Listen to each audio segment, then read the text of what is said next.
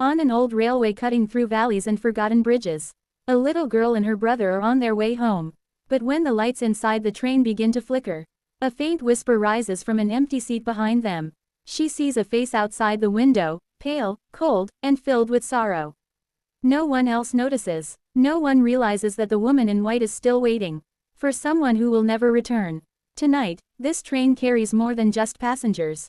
It carries the secret of a soul that never found peace. Are you ready to hear the story of the railway children, where love and loss travel side by side until the very last breath?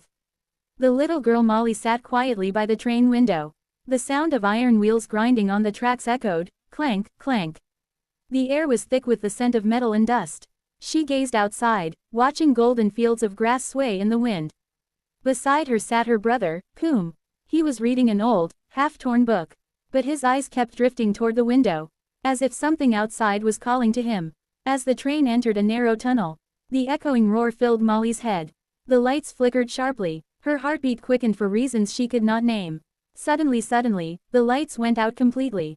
Darkness swallowed the train. The only sound was the relentless grinding of metal against metal. Molly could feel the vibration through the seat, through her bones.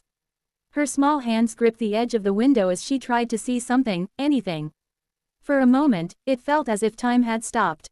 Then, faintly, she heard a whisper. A voice, low, trembling, from somewhere down the carriage. She turned toward Coombe, but he was staring straight ahead, frozen. "Molly," he murmured, "did you hear that?" Before she could answer, the lights flickered back to life, dim, yellow, trembling. Passengers blinked and looked around, confused. An old woman across the aisle clutched her rosary, lips moving in silent prayer. A young boy began to cry softly, his mother shushing him, though her own hands were shaking. Molly's eyes darted toward the window again. Outside, the tunnel was still there, black, endless. But this time, she saw something else. A flicker of white, like the corner of a dress, brushing past the glass. She gasped and leaned closer. Her breath fogged the window, and through it, she saw a pale face. It was there for only a second. Eyes wide and hollow, skin gray as ash, mouth slightly open, as if trying to speak. Then the train burst out of the tunnel into sunlight. Molly stumbled back, clutching Coombe's arm. Her brother turned to her, startled. "What is it?" But when she pointed at the window, there was nothing there. Only green fields rolling past under a bright blue sky. Her throat felt tight, and words refused to come. The rest of the passengers settled again. The old woman crossed herself. Someone laughed nervously. The train moved steadily onward, as if nothing strange had happened. But Molly could not forget that face. She tried to convince herself it was a reflection, a trick of light, maybe her own imagination. Yet deep down, she knew what she had seen was real. And the feeling it left inside her was not fear alone, but sorrow. Like the sadness of someone left behind. Someone still waiting. Hours passed, and the sun began to sink low on the horizon. The train slowed near a small, forgotten station, just a wooden platform and a rusted sign half buried in weeds. No one seemed to be waiting there. The air shimmered with heat, but it felt strangely cold inside the carriage. A conductor walked by, tapping tickets absently, his eyes dull and tired. Coombe yawned and closed his book. "Molly, we'll be home soon," he said, stretching.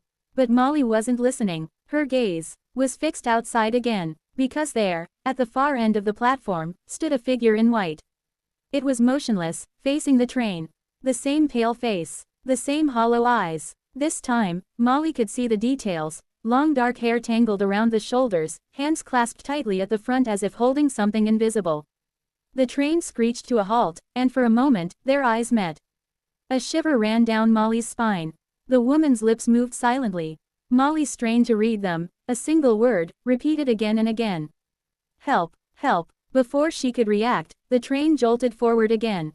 The platform slipped away, the figure shrinking into the distance until it vanished completely. Coombe turned to her, confused by the terror in her eyes.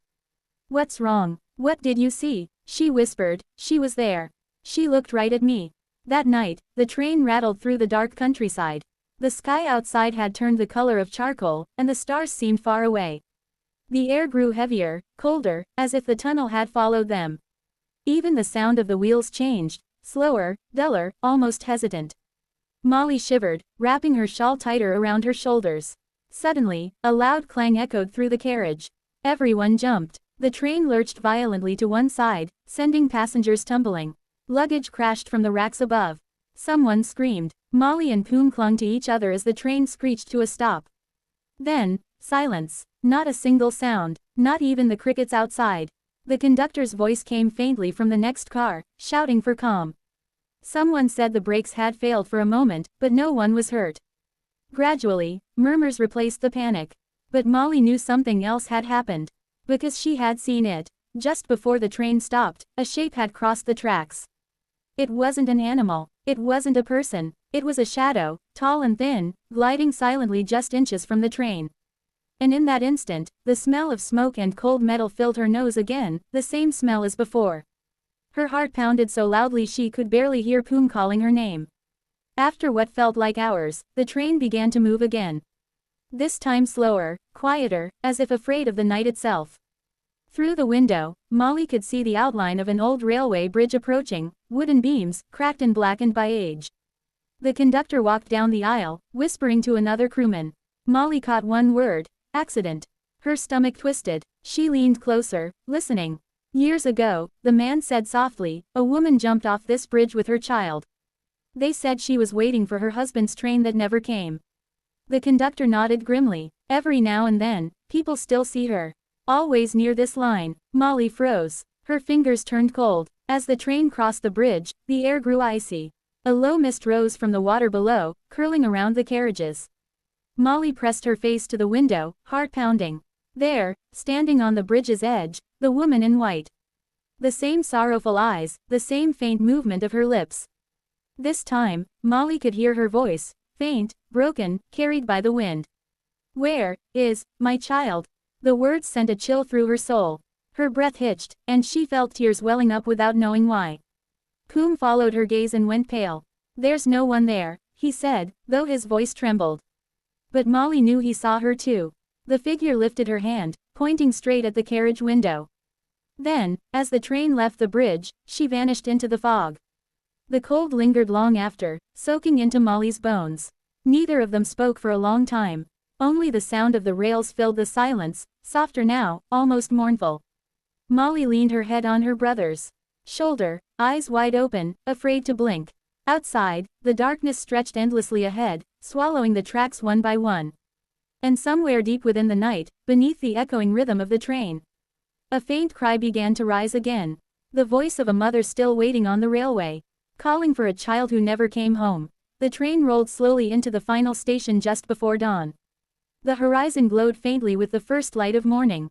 After the long night, everything looked softer, quieter, yet the air still carried something heavy and unspoken.